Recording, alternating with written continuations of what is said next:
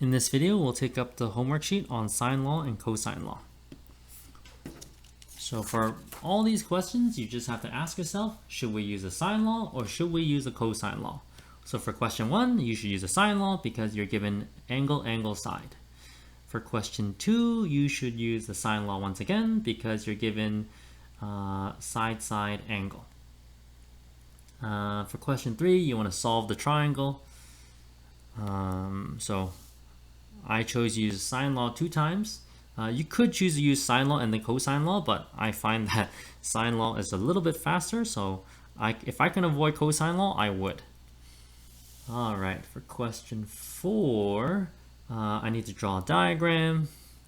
So I get this, and I want to solve for how far apart the ash and maple tree are.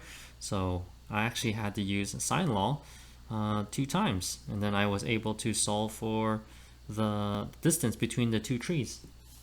For question 5, I have to use a cosine law because I'm given 2 sides and a contained angle, the side angle side situation. For 6a, once again, 2 sides and a contained angle, so solve for the side length using cosine law, and then I can solve the last length using the sine law. So like I said, I avoid the sine law. I avoid the cosine law if possible. Now be careful, in grade 11 you learn something that there's a problem with the sine law, but we don't discuss about this problem in grade 10. Just be careful, the sine law ends up being not an enemy, but you just gotta be wary when you use the sine law.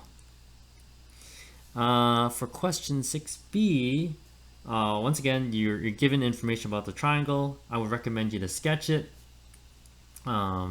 And then once again, you see 2 sides contained angle. So cosine law first, you have to start with cosine law, and then you have the option to go to sine law or cosine law to solve for the last side. I chose sine law, and then solve for the angles, and you're good.